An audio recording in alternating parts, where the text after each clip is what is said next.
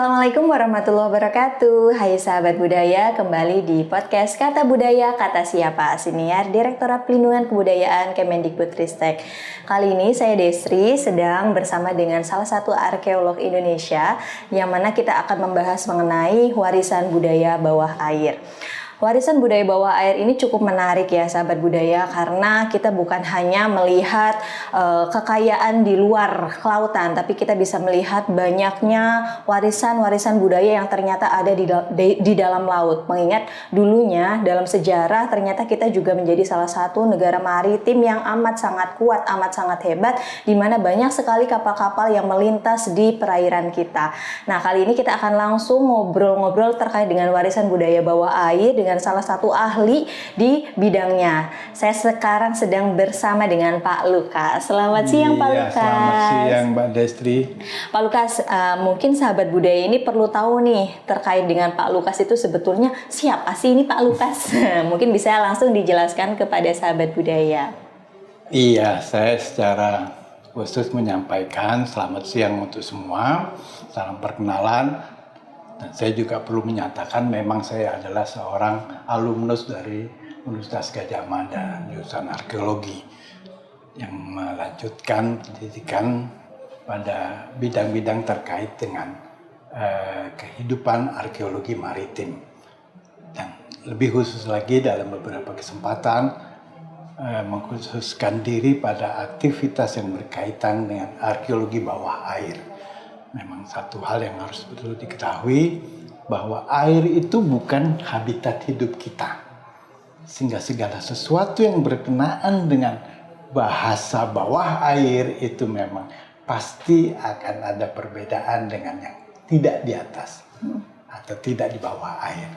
Contohlah kalau kita bicara tentang arkeologi bawah air, itu sebetulnya hanya satu cara atau teknis di dalam kita berupaya menguak sejarah atau kehidupan masa lampau yang berada di bawah permukaan air.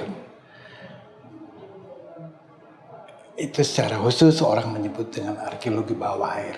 Tapi terkait dengan aktivitas kehidupan masa lalu yang berhubungan dengan air, orang juga banyak bicara sesuatu yang disebut dengan arkeologi maritim. Artinya segala sesuatu yang berkenaan dengan maritim.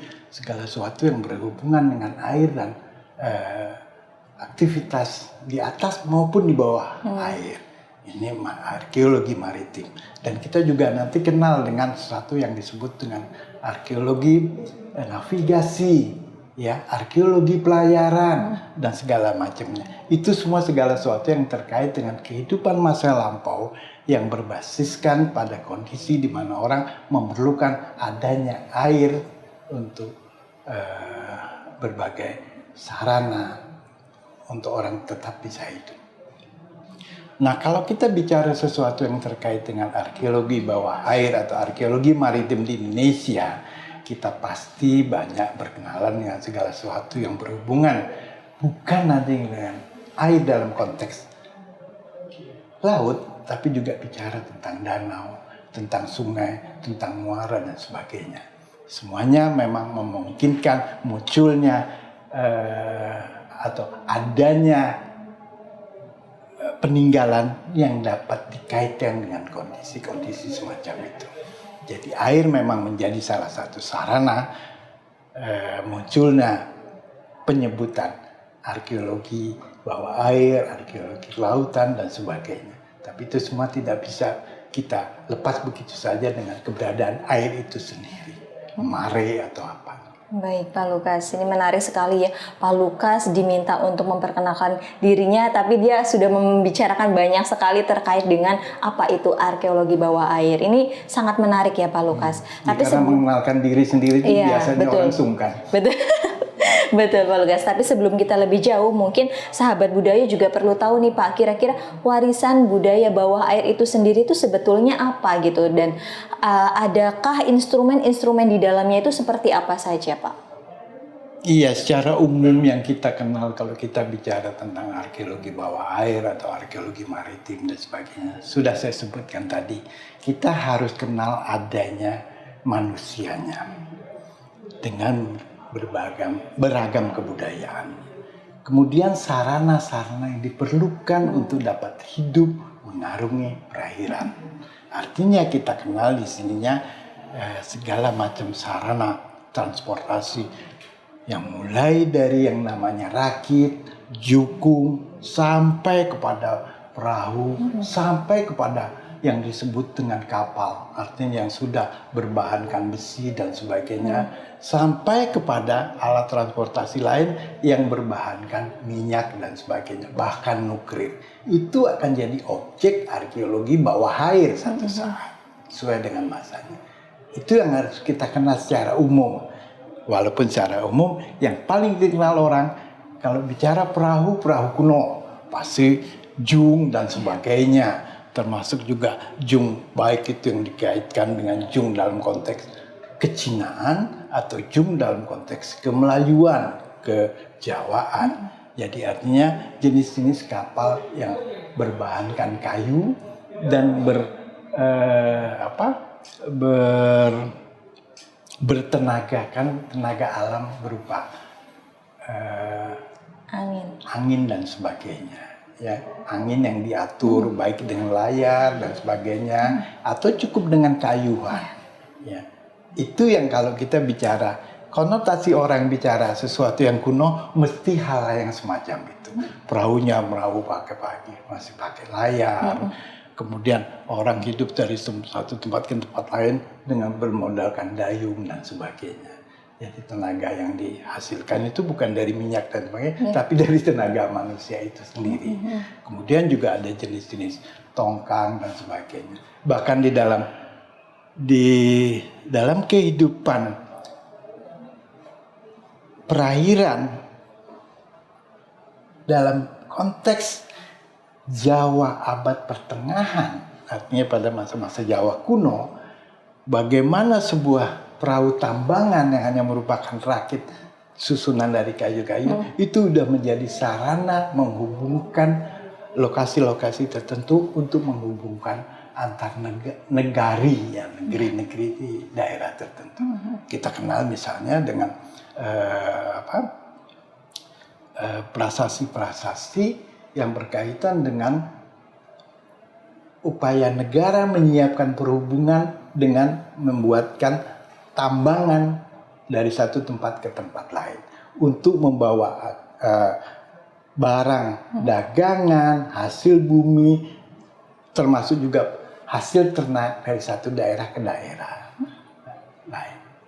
Jadi hal semacam itu sudah bisa jadi satu bentuk sendiri. Oh, kalau mengenal arkeologi yang berhubungan dengan kelautan, yang berhubungan dengan pelayaran, itu juga berkenaan dengan sarana transportasi yang masih sederhana.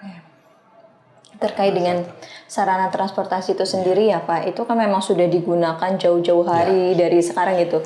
Ibaratnya dalam catatan sejarah pun banyak sekali kan kapal-kapal yang melintas gitu kan keliling Indonesia, mengantarkan barang segala macam gitu. Hingga pada akhirnya mereka juga mengalami berbagai musibah, entah itu karena badai, perang, atau bahkan karena kelalaian dari nahkodanya sendiri gitu. Nah, kira-kira nih dari hal-hal tersebut, adakah Pak seberapa banyak gitu titik-titik kapal yang tenggelam di lautan Indonesia? Berdasarkan catatan yang sifatnya sesuatu yang dapat kita kumpulkan dari catatan, karena catatan itu kan masing-masing punya catatan sendiri, tidak mencatat untuk dalam konteks mengumpul. Kita lah yang mengumpulkan dari catatan-catatan yang ada.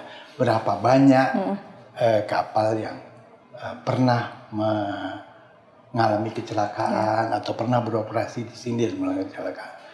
Kalau dari sisi itu, secara umum kita bisa lihat ya, begitu banyak catatan yang berani menyampaikan bahwa paling tidak di Indonesia itu ada sekitar 4.000 sekian ratus titik. Yang katanya disitulah di titik-titik itulah ada muatan-muatan atau sisa muatan kapal laut dan sebagainya. Itu adalah catatan yang dikumpulkan masing-masing pihak.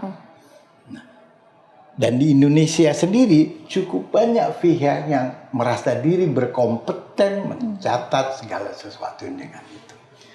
Tapi juga harus kita lihat kompetensi dimaksud apakah memang cukup sahih untuk mengiyakan hasil pencatatan. Saya sebagai arkeolog bawah air yang selama ini sudah cukup lama berkecimpung dalam hal kayak gini, tidak terlalu yakin dengan catatan semacam itu. Karena banyak juga kita lihat bagaimana catatan itu banyak memiliki duplikasi.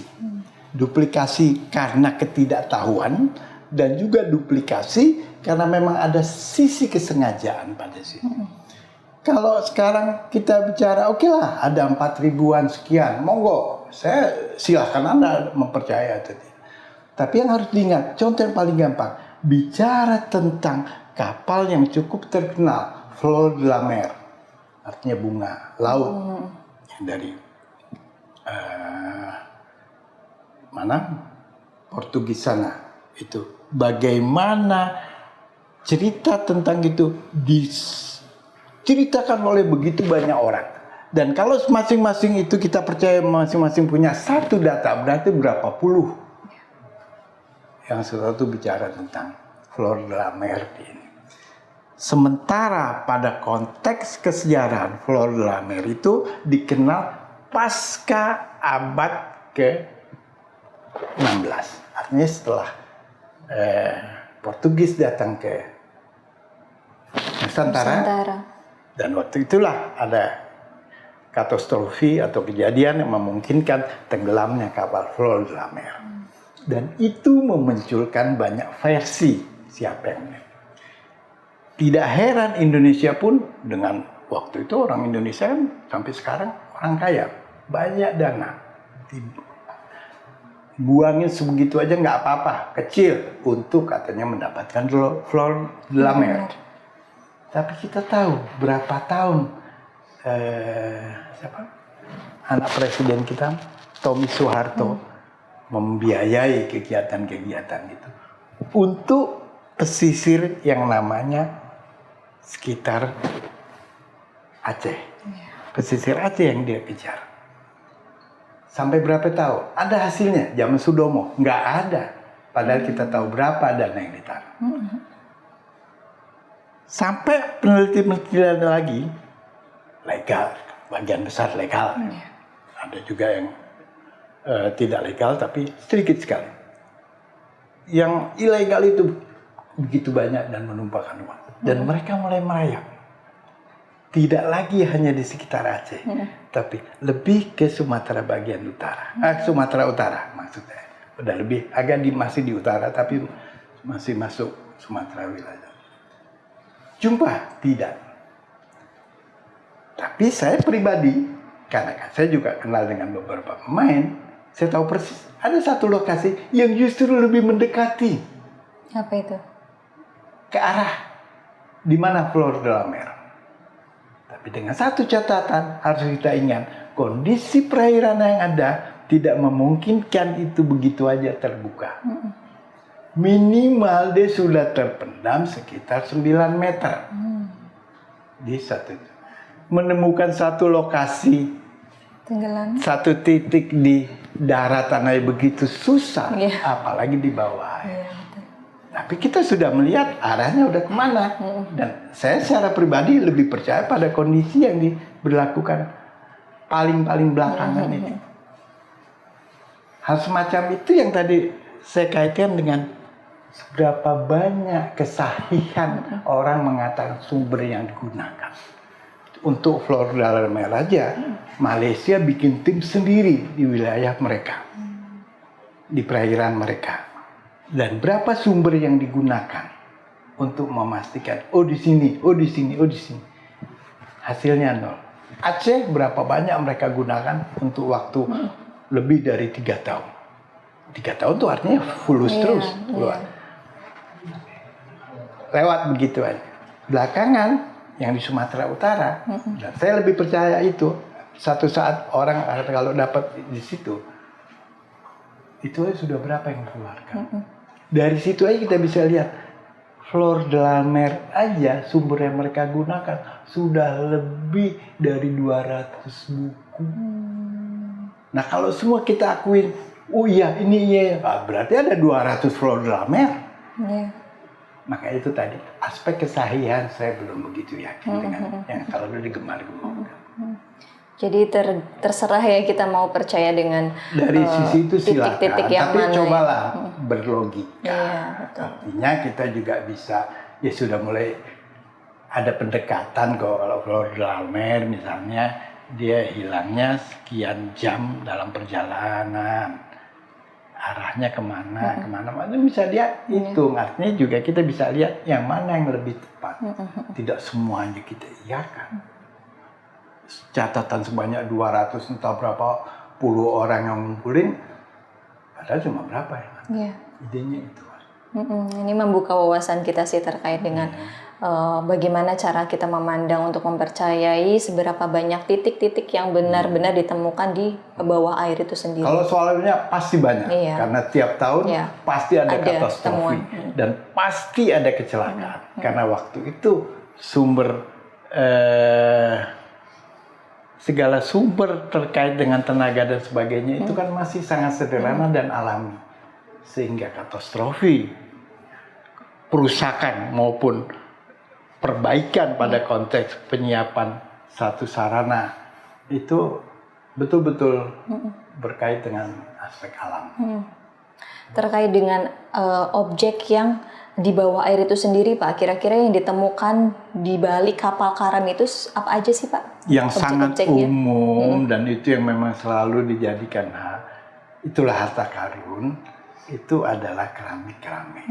Itu wajar ya, karena keramik itu juga keramik pada konteks ini kan kita bisa bagi dua, mana yang mass product atau barang kodian dengan betul-betul barang yang punya nilai dari sisi seni, dan dari sisi nilai seni itu juga terkait dengan aspek pembuatan sebagainya, dan kita bisa lihat dari aspek harga. Ya, kalau cuma barang-barang kodian, jadi barang-barang yang kita sebut dengan mass product itu kan yang penting ada bentuk, ada ini, ada memadai untuk dipakai dengan itu dulu. Tapi kalau itu mungkin contohnya seperti sekarang kita ambil yang paling gampang, ibu-ibu di rumah bisa lihat kalau kita bikin satu tempat minum teh, cangkir teh dengan perangkatnya, itu paling enggak kita bisa melihat cukup dengan harga 80 sampai 120 itu udah dapat satu set yang memadai. Memadai untuk kita taruh di meja kita. Itu sebagai sebuah mass product. Artinya masing-masing ibu minimal menyiapkan itu untuk tamu. Tapi pada kondisi tertentu ada dong orang lain yang menginginkan tidak sebatas itu. Tapi yang harganya ternyata 20-30 kali lipat dari yang harga 1 juta kan juga ada dengan jenis barang yang hampir sama. Dan dari pabrik yang relatif sama, beda harganya harga 80-an ribuan sampai 1 juta. Itu pada range yang sangat umum. Dari sini aja kita udah bisa lihat yang dibawa kapal dengan muatan sekian dengan yang dibawa kapal dengan muatan sekian, dia punya nilai yang berbeda. Kan artinya kita bisa lihat bahwa begitu banyak ragam barang, bukan hanya teh dan sebagainya, tapi banyak barang lain lagi yang juga sangat berharga. Nah inilah yang jadi incaran para pemain. Artinya kalau dia cuma dapat yang barang-barangnya kodian, dibuangin aja dengan sangat umum dan sangat sombong. Saya sebagai peneliti bawah air biasa ngelihat orang mecah-mecahin barang-barang yang sebetulnya bisa jadi duit, tapi dihancurkan karena dia yang menginginkan lebih, sisanya yang akan lebih mahal. Itu kalau hanya sifatnya barangnya yang sifatnya kebutuhan sehari-hari, keramik.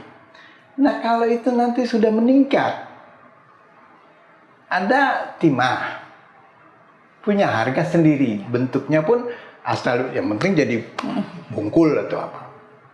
Ya, bisa jadi timah sendiri. Udah lebih tinggi. Nah, kalau sampai itu emas, Iya. lebih sedikit lagi jumlahnya, harganya lebih tinggi. Dan ini yang dikejar. Iya. Semua orang mengejar sesuatu yang lebih tinggi. Bukan sebilang semua mengejar emas, tapi mengejar yang lebih tinggi. Karena di balik itu, mereka juga sangat menghargai barang-barang lain yang tidak sehari-hari diperlukan.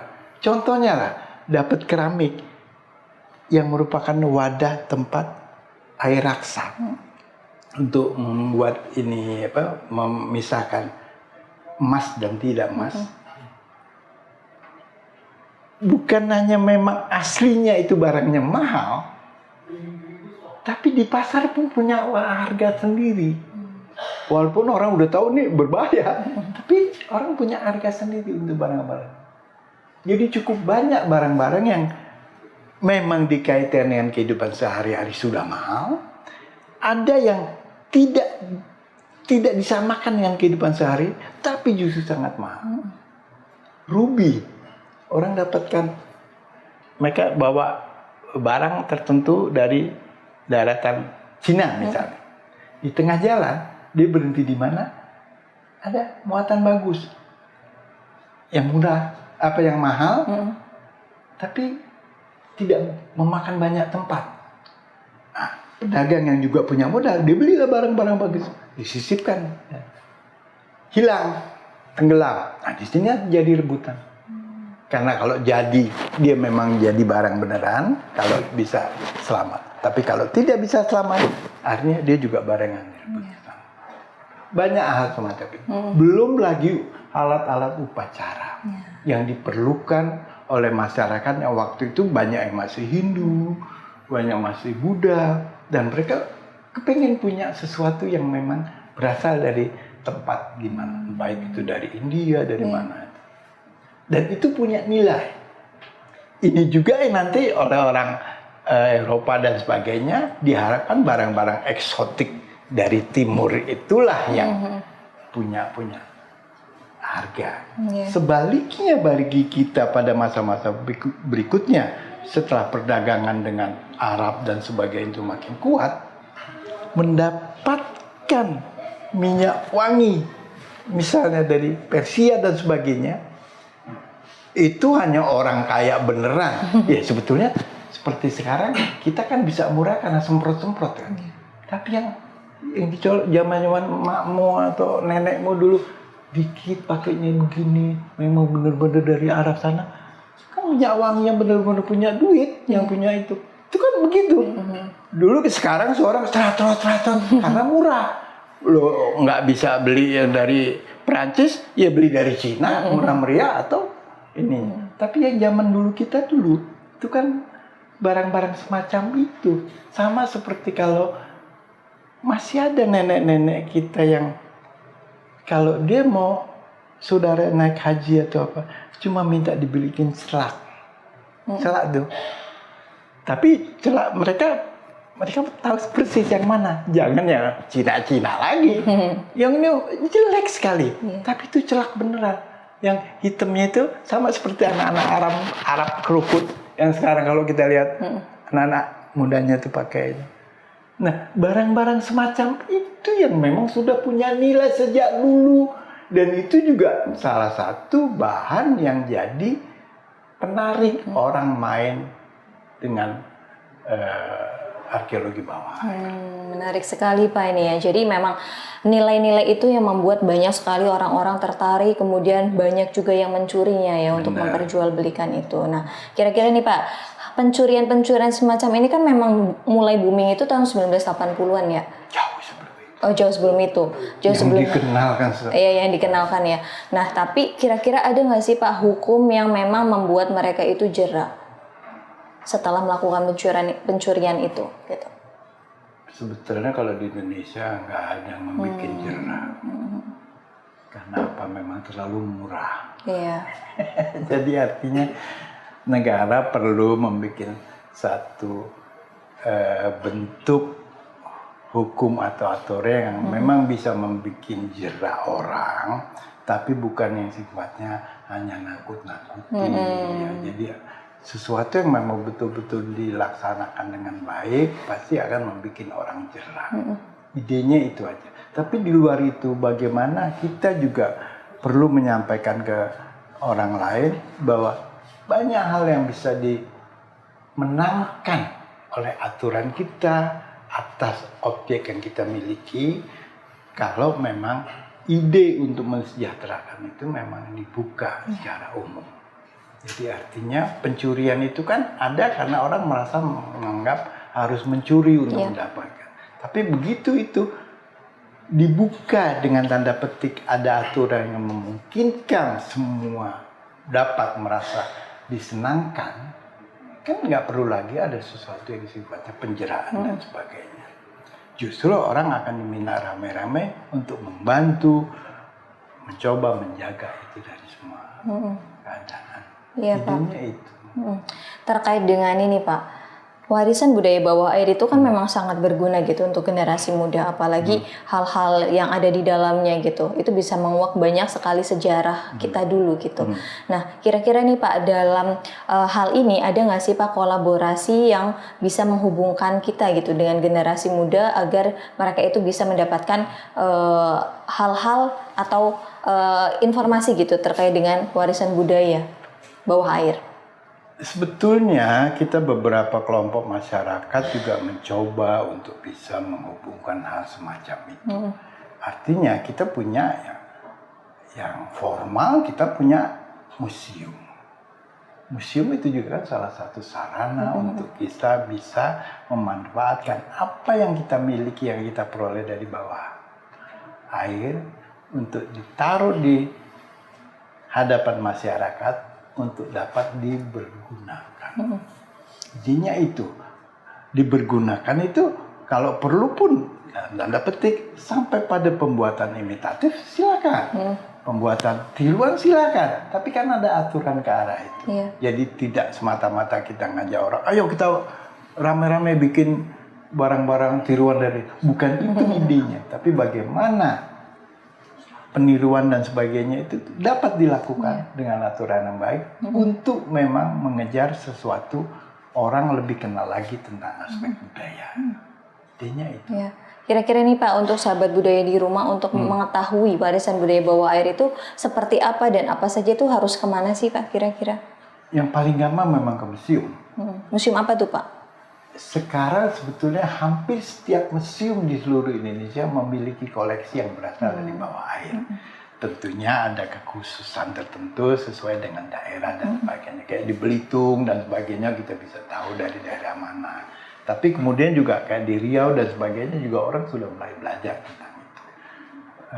Dan masyarakat sudah dikenalkan dengan kondisi-kondisi semacam itu.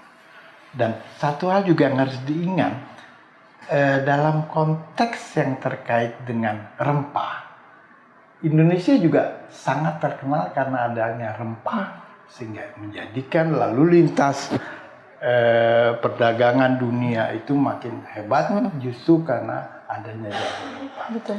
Nah, kita sendiri juga perlu mengenalkan kepada pihak manapun yang kita maksudkan rempah dari kita untuk rame-rame mau dibawa orang, mau diborong orang dari seluruh penjurunya itu apa aja.